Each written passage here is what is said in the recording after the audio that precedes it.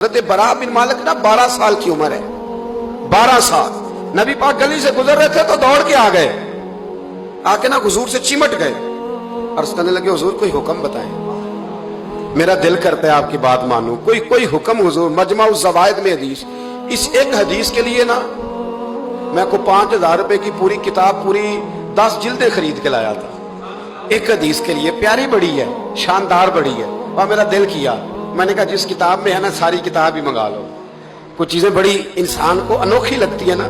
حضرت برا بن مالک رضی اللہ، چھوٹی سی عمر ہے، حضور سے لپٹ گئے تو حضور نے فرمایا بیٹے کیا ہوا؟ عرض کرنے لگے حضور کوئی حکم بتائے، میرا بھی دل کرتا ہے عمل کروں۔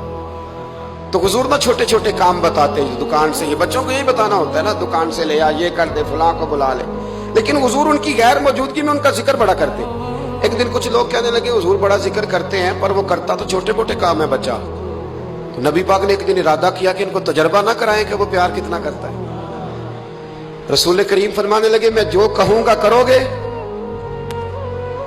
حضور کروں گا۔ فرمایا جاؤ اپنے باپ کی گردن کاٹ کے لاؤ۔ تو وہ دوڑے۔ ایک روایت میں ہے کہ مولا علی کے گلے میں تلوار لٹک رہی تھی، یوں کھینچی، اور اس نے جذبات سے دوڑے کہ حضور نے فرمایا اسے پکڑ لو ورنہ یہ گردن کاٹ بھی لائے گا، پکڑ لاؤ اسے ورنہ یہ کاٹ دے گا۔ اللہ کی قدرت کے تھوڑا وقت گزرا تو وہ بیمار ہو گئے۔ دن میں 2 مرتبہ میرے نبی پاک تیمارداری کرنے جاتے۔ ایک شام رسول کریم تشریف لے گئے تو حضور سرانے بیٹھے، ماتھے پہ ہاتھ رکھا تو کریم محبوب ان کے باپ کی طرف کان میں کچھ کہا ان کے والد سے، حضور ہونے لگے، اور پھر حضور نے دوبارہ ماتھا چوما، پیار کیا اور چلے گئے۔ حضرت برا بن مالک چھوٹی عمر تھی، کچھ نے لکھا طلحہ بن برا نام تھا ان کا۔ تو حضرت طلحہ بن برا نا اپنے ابا کو قریب بلایا اور چارپائی میں بٹھایا، کہنے لگے ابا جی حضور کیا فرما گئے؟ کہا بیٹا تیرے والی بات نہیں۔ کہا نہیں بتائیے۔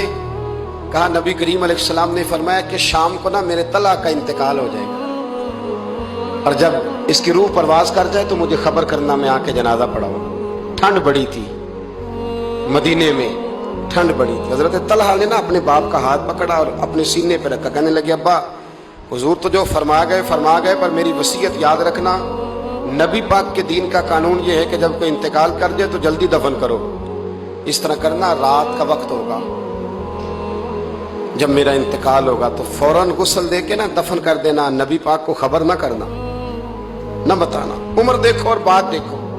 کہا حضور کو کیوں نہیں بتانا؟ حضور خود فرما کے گئے ہیں۔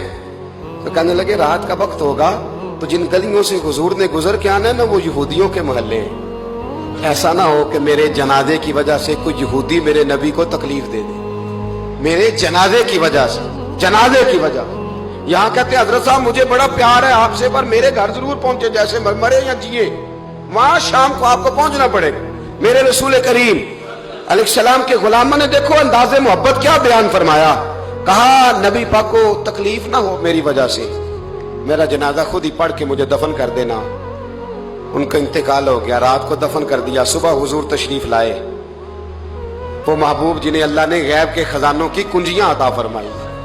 فرمایا بتایا کیوں نہیں؟ مجھے بتاتے میں خود جنازہ پڑھتا، میں خود نہ قبر میری تے میرے اپیرا جے کر پاویں پھیرا، قبر دے اندروں ہڈیاں اٹھ کے مجرا کر سن تیرا۔ کہا بتایا کیوں نہیں، خبر کیوں نہیں کی؟ میں جنازہ پڑھتا، میں خود پہنچتا۔ تو باپ رو پڑے، عرض کرنے لگے حضور میرا تو پتر تھا، میرے لیے اس سے بڑی سعادت کیا ہوتی کہ آپ جنازہ پڑھاتے، پر اس نے وصیت کر دی تھی کہ حضور کو بتانا نہیں، تکلیف ہوگی۔ نبی کریم فرمانے لگے بتاؤ مجھے اس کی قبر کہاں ہے؟ اور یارو غور کرنا، ساری دنیا گنبد خضرا روضہ رسول پہ اور نبی پاک ایک غلام کی قبر پہ تشریف لے گئے، خود نبی کریم گئے، اور آج حضور نے دعا انوکھی فرمائی، فرمایا اے اللہ جب میرا طلحہ تجھ سے ملے نا تو ذرا اس سے مسکرا کے بات کرنا جو تیری شان کے لائے۔ رسول اللہ کی محبت، نبی پاک کی غلامی، رسول اللہ کا پیار، اعلیٰ حضرت کہتے جان ہے عشق مصطفیٰ، روز فضو کرے خدا، او بھائیو جس کو ہو درد کا مزہ وہ نازے دوا اٹھائے کیوں؟